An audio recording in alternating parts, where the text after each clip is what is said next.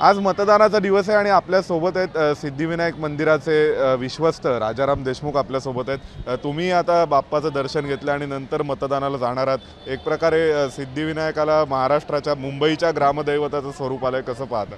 हो, सर्वप्रथम बाप्पाचं दर्शन घेतलं आणि आता आम्ही सहकुटुंब मतदानासाठी चाललेलो आहे आणि मुंबईत अतिशय चांगला उत्साह आहे मतदाताचा, मतदार राजाचा आणि सर्वच बूथवर बऱ्यापैकी सुरुवात झालेली आहे, रांगा आहेत आणि मला वाटतं की ह्यावेळेस चांगलं मतदान होईल आणि मी सर्व मतदार राजाला विनंती करतो की सर्वांनी मतदार केंद्रावर जाऊन सर्वांनी मतदान करावं आणि लोकशाहीचा विजय व्हावा अशा प्रकारे मी निवेदन करतो। एक आपण पाहतोय की सिद्धिविनायकाच्या मंदिरात सर्वच राजकीय पक्षांचे उमेदवार येत आहेत, नेते येत आहेत आणि कुठेतरी एक अप्रत्यक्ष अलिखित प्रथा झाली आहे की सिद्धिविनायकाला पाया पडल्याशिवाय मतदानाला जायचं नाही, असं वाटतंय का?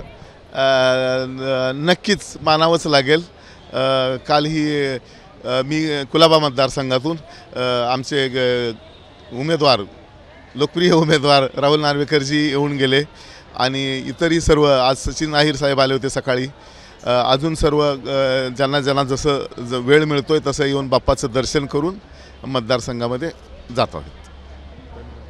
आपल्यासोबत होते राजाराम देशमुख, ज्यांनी म्हटलं की सिद्धिविनायकाच्या मंदिरात दर्शन करून त्यानंतरच अनेक उमेदवार, अनेक मोठे मोठे नेते देखील मतदानासाठी जात आहेत आणि एक मोठा उत्साह मुंबईमध्ये पाहायला मिळतो। व्हिडिओ जर्नलिस्ट हेमंत कदमसह सोमेश कोलगे, एबीपी माझा, मुंबई।